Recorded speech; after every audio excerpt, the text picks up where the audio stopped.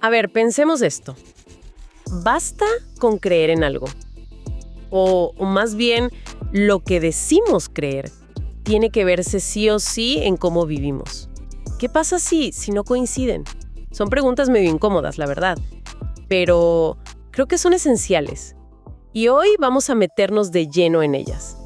Nos vamos a sumergir en la Epístola de Santiago, esa carta del Nuevo Testamento que es súper conocida por ser directa, práctica, casi como que te confronta un poco. Y para guiarnos vamos a usar un análisis de Rodrigo Montoya que se llama Santiago, Fe Viva y Obras Tangibles, que es parte del proyecto vidaconvocación.com. La idea es simple. Vamos a explorar juntos las ideas centrales de este texto que, según Montoya, nos desafía a ir más allá de la teoría, a ver cómo la fe, cómo se manifiesta o no en la vida real. Así que, empecemos. Exacto. Y la idea principal que Rodrigo Montoya saca de Santiago es potente. Dice que Santiago argumenta que una fe que no se traduce en acciones concretas es, y usa sus palabras, una cosa muerta. No le interesa tanto la teoría abstracta, ¿sabes? Es más una guía pastoral, un llamado a ser coherentes. Montoya, de hecho, resalta cómo esto se ve desde el principio, ¿no? Cita Santiago 1:27, donde dice que la religión pura se define con acciones, ayudar a huérfanos y viudas y mantenerse limpio del sistema del mundo. Esa es la línea, digamos, que sigue toda la carta. Entendido. Y eso de la fe muerta, Santiago 2, del 14 al 26, es, súper directo. Pregunta así, retóricamente, si de qué sirve decir que tienes fe si no se ve nada, si puedes salvar esa fe. Montoya seguro que profundiza ahí. Más allá del ejemplo típico de ver a alguien necesitado y solo decirle que te vaya bien, ¿cómo? ¿Cómo subraya Montoya esa advertencia de Santiago 1:22? Eso de no ser solo oidores, sino hacedores, para no autoengañarnos. ¿Qué dice Montoya sobre ese autoengaño? Ese es un punto clave en su análisis. Montoya enfatiza que ese autoengaño no es solo, digamos, un error de cabeza, un error intelectual. Es más, existencial. Es creer que estás bien con Dios solo porque asientes a ciertas verdades. No, mientras tu vida de todos los días contradice eso que dices creer. Santiago, como lo lee Montoya, ve esto como una ilusión peligrosa. La fe que no cambia cómo te comportas es estéril. Es como un ejercicio mental que no tiene ese poder de salvación del que habla el Evangelio. Claro, tiene mucho sentido. Y para mostrar esta fe que sí es viva, que sí actúa, mencionaste que Montoya usa figuras del Antiguo Testamento, pero no como estatuas, sino como ejemplos reales, prácticos. Así es. Y la forma en que los presenta es interesante. Por ejemplo, Abraham. Santiago 2, versículos 21 al 24. Montoya no solo repite lo que ya sabemos, que fue justificado cuando ofreció a Isaac. Lo fascinante es cómo pone el acento en que Santiago dice que la fe de Abraham colaboró con sus obras y que por esas obras su fe fue perfeccionada. Mira. O sea, no es que las obras reemplacen la fe, es que la completan, la hacen real, visible. Para Montoya, esa sinergia es lo que valida la fe de Abraham y lo que le gana ese título tan cercano de amigo de Dios. Colaboró y perfeccionada. Le da una dinámica distinta, sí. Pero justo después, Santiago pone a Rahab, Santiago 2:25. Una prostituta gentil. Un contraste enorme con Abraham. ¿Qué dice Montoya de esa elección? ¿Por qué ponerlos juntos? Propósito, y es radical. Pone a Rahab, que fue justificada por sus hechos ese acto súper arriesgado de esconder a los espías, al lado del gran patriarca de Israel. Y lo que Santiago está haciendo, según Montoya, es... Como democratizar el principio. ¿Democratizar? ¿Cómo así? Sí, está diciendo que esto de ser justificado por obras que nacen de la fe no es solo para los grandes héroes de la fe, ni depende de tu apellido o tu posición social. Es para cualquiera. Cualquiera cuya fe se muestre en acciones valientes, sin importar quién fuiste antes o tu condición. La fe de Rahab fue práctica, fue peligrosa, y eso la hizo justa delante de Dios. Qué fuerte eso, democratizar la justificación por obras de fe, muy interesante. Y esta idea de acción concreta entonces no se queda solo en esos momentos cumbre, no. Dijiste que Montoya también analiza cómo Santiago habla de la fe que aguanta, que se sostiene en el tiempo, en la vida diaria, con sus dificultades.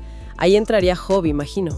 Exacto, Job. Lo presenta en Santiago 5:11 como un modelo de paciencia, de perseverancia, en medio de un sufrimiento terrible. Pero Montoya señala algo interesante. Santiago no solo destaca que Job aguantó, también señala el resultado final y, sobre todo, el carácter de Dios que se revela ahí. El Señor es muy misericordioso y compasivo. O sea, perseverar no es solo aguantar por aguantar. Es un camino donde, incluso sin entender por qué sufres, puedes experimentar que Dios, en el fondo, es bueno. Le da un propósito distinto al aguantar, sí. Y luego está Elías. Santiago 5, versículos 17 y 18. El profeta poderoso. ¿Qué ángulo le da Montoya a él como ejemplo de oración? Porque vamos, sus milagros parecen como de otra liga, ¿no? Justamente por eso. Por eso Montoya cree que es crucial lo que aclara Santiago. Elías era un hombre sujeto a pasiones semejantes a las nuestras. O sea, era humano, como nosotros. Ah, claro.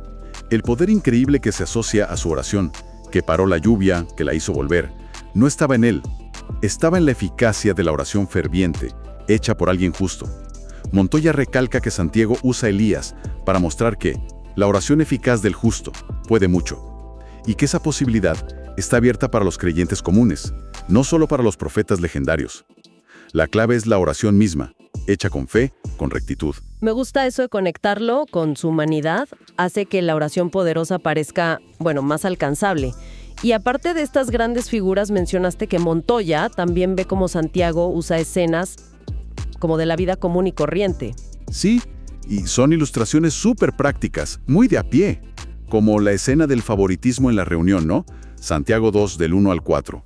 Eso de tratar mejor al rico que llega bien vestido y despreciar al pobre. Santiago, como lo ve Montoya, lo condena de frente. No es solo mala educación, es violar directamente la ley real de amar al prójimo. Es incompatible con la fe que dicen tener. Clarísimo. Y también la analogía del campesino, Santiago 5:7. El que espera con paciencia la cosecha, una imagen que todos entienden, ¿no? Montoya la presenta como la metáfora que usa Santiago para hablar de la paciencia que necesita el creyente, mientras espera la venida del Señor o que se cumplan sus promesas. Es una espera activa, firme, con confianza, como la del agricultor que sabe que la lluvia va a llegar. Entiendo. Entonces, si juntamos todo esto, Abraham, Rahab, Job, Elías, la gente en la asamblea, el campesino, no son solo historias sueltas. Según Montoya, es la manera en que Santiago hace que las verdades de fe aterricen, ¿no? Que se vuelvan concretas. Exactamente. Para Santiago, tal como lo lee Montoya, no existe eso de la doctrina por la doctrina. Toda verdad sobre Dios, sobre la vida espiritual, tiene que tener un impacto práctico, ¿ya? Y claro, la naturaleza de la fe genuina es central. Lo de Santiago 2:14-26. Montoya subraya mucho el contraste que hace Santiago entre esa fe viva y la simple creencia intelectual. Pone el ejemplo de los demonios, ¿no? Que creen y tiemblan, Santiago 2:19. Saber que Dios existe, eso no es la fe que salva. La fe que justifica, dice Santiago, es la que sí o sí produce obediencia, obras de compasión. Una distinción clave, sin duda. ¿Y qué otras doctrinas importantes resalta Montoya como especialmente prácticas en Santiago? Hay varias. Una es la visión sobre las pruebas y la tentación. Santiago te anima a ver las pruebas como chances para crecer, para madurar, para desarrollar perseverancia. Santiago 1:2-4. Pero, y Montoya insiste mucho en esto, Santiago marca una línea muy clara. Dios prueba, sí, pero nunca tienta. Santiago 1:13-15. La tentación viene de adentro, de nuestros propios deseos. Dios solo da cosas buenas, dádivas buenas y dones perfectos. Importante esa distinción. También el contraste fuerte entre la sabiduría que viene de Dios y la sabiduría terrenal, animal, diabólica. Santiago 3:14-17. Montoya enfatiza cómo las describe Santiago. La de arriba es pura, pacífica, amable, benigna, llena de misericordia, de buenos frutos. La otra, la terrenal, está marcada por celos, por ambición egoísta y produce desorden y maldad. La vida del creyente debería mostrar la primera, obviamente. Se ve claro el contraste. Y quizá la doctrina más radical que Montoya identifica en Santiago es esa incompatibilidad total entre ser amigo del mundo y ser amigo de Dios. Santiago 4.4.6. Santiago es súper tajante. Buscar la aprobación y los valores del sistema del mundo te convierte en enemigo de Dios. No hay punto medio. Y la única forma de recibir la gracia de Dios y poder resistir al diablo es la humildad. Dios resiste a los soberbios y da gracia a los humildes. ¡Wow! Sí que radical. Todo esto sobre la coherencia, las obras que se ven, la sabiduría práctica, me lleva a una pregunta, ¿sabes? Es muy fácil escuchar todo esto y empezar a mirar a los demás, ¿no? A pensar, a ver, fulano, ¿tendrá fe de verdad si hace esto o lo otro? Pero, ¿es esa la idea principal? O, como parece sugerir el análisis de Montoya, el desafío de Santiago es más bien una invitación a mirarnos a nosotros mismos. ¿Cómo juega esto en nuestras relaciones cercanas? ¿Con la familia, los amigos? ¿Es una regla para medir a otros o es un espejo para mí? Planteas una tensión que es real y muy importante. Y la respuesta, según cómo lo lee Montoya, se inclina clarísimamente hacia lo segundo, el espejo. Él resalta la metáfora que usa el propio Santiago, la palabra de Dios como un espejo, Santiago 1:23. Uno se mira en el espejo para arreglarse uno mismo, ¿verdad? No para criticar cómo se ve el de al lado. La carta de Santiago funciona así. Su propósito principal no es darnos herramientas para andar juzgando si la fe de otros es auténtica o no. Es confrontarnos con nuestra propia vida. Ajá. Es un llamado a ser radicalmente honestos. La pregunta que la carta te devuelve una y otra vez es: ¿mi vida, mis acciones, cómo reacciono, lo que digo, refleja de verdad la fe que digo tener? Claro que puede tener consecuencias en cómo hablamos con otros creyentes, quizás para animarnos o corregirnos, pero el punto de partida siempre es el autoexamen. Es cerrar esa brecha entre lo que decimos y lo que hacemos. Ok, eso lo aclara bastante.